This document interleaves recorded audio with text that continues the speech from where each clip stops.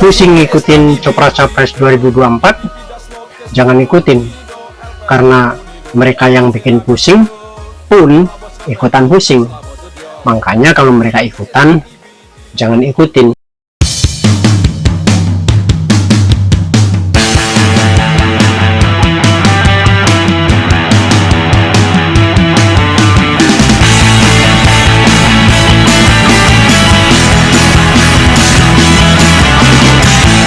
Saudara-saudara sebangsa dan setanah air, sedunia nyata dan dunia maya yang juga nyata, kalau beda pilihan jangan baper, tapi kalau baper jangan sama. Pusing ngikutin Capres 2024, jangan ikutin, karena mereka yang bikin pusing pun ikutan pusing. Makanya kalau mereka ikutan, jangan ikutin. Tapi sekalipun pusing dari sejak presiden, ketua umum parpol, politikus, pengamat, penjual proposal, mungkin nggak begitu banget, masih ada efek sampingnya. Sementara bagaimana kalau dengan rakyat jelantah, selain nanti pada November 2023 disodori nama-nama, nih pilih. Siapa mereka? Memang tidak akan jauh dari perbincangan kita hari-hari ini. Dan persis yang acap diucapkan Jokowi, kalau ngomong soal kompetisi perdak atau persaingan UMKM, tingkat kesulitannya justru pada soal diferensiasi. Capres itu nilai diferensiasinya rendah. Karena itu sampai gini mereka-mereka itu, para elitikus, pusing mencari-cari pasangan capres dan pasangan koalisi.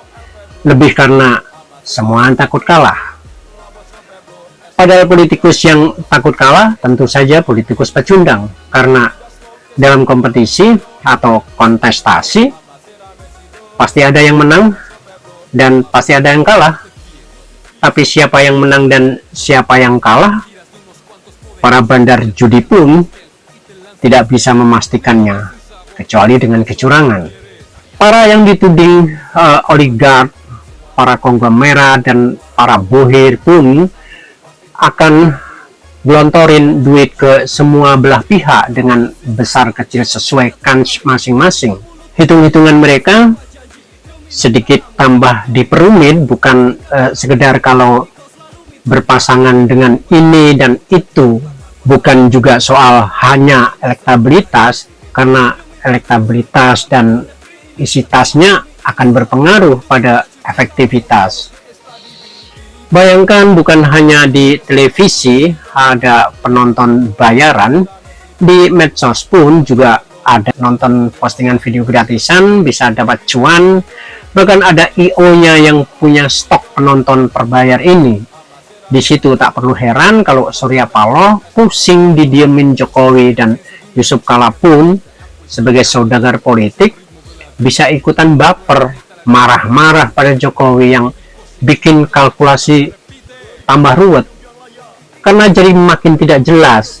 Ngeheknya semua di endorse, kecuali Anies Baswedan, capres endorsan Yusuf Kala dan Surya Paloh itu. Tapi kenapa menjadi cemen begini? Ya karena tidak ada yang dijual selain citraan. Maka yang riuh rendah berkelindan ya cuma postingan macam capres bokep, capres pengkhianat, capres syiah, gitu-gitu doang. Ada ngaruhnya? Nggak ada. Semuanya sudah punya jagoan masing-masing, madep mantep melu idolanya. Tak kecuali Juman yang kemudian jengkel mungkin pada Jokowi, juga pada PDIP, tapi yang dimaki-maki Ganjar. Nggak jelas apa bunyi proposal mereka pada Prabowo, tetapi Joman kini adalah PS Man. Sementara para capres tidak ada yang mau atau berani nyodorin gagasan soal sistem pemilu yang elitis ini mesti diubah. Tak ada juga yang nyodorin anggota DPR bisa direcall berdasarkan usulan rakyat dari dapil masing-masing. Tidak ada yang berani ngusulin duit partai yang digelontorin dari APBN harus diaudit terbuka untuk apa saja. Ada nggak duit itu dipakai untuk penguatan civil society, nggak ada yang ngusulin koruptor kena OTT langsung dihukum tanpa proses pengadilan. Lu cuti statusnya dan sita semua harta bendanya. Wali kota, bupati, gubernur yang nggak bisa kerja dibolehkan dihina-dina di medsos tanpa mempersoalkan UU ITE dan seterusnya. Nggak ada gagasan kayak gitu-gitu.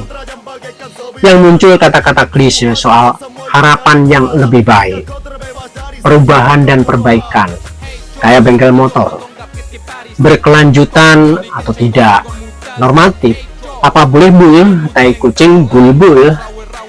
Tapi karena pemilu sering disebut sebagai pesta demokrasi, maka berpestalah yang pesta. Karena di setiap pemilu, apalagi sekarang, duit bertebaran kemana-mana.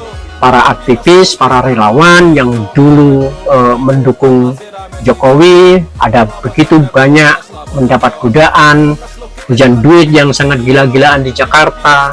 Maka dalam pesta demokrasi, kalau Anda nggak kecipratan, tandanya pemilu benar-benar seperti uraian para ahli bahasa. Apa, dapat awalan apa, maknanya apa. Pemilu, kalau dalam bahasa, kata dasarnya pilu, kemudian mendapat awalan pe yang artinya subjek pelaku. Jadi pemilu itu pembuat pilu.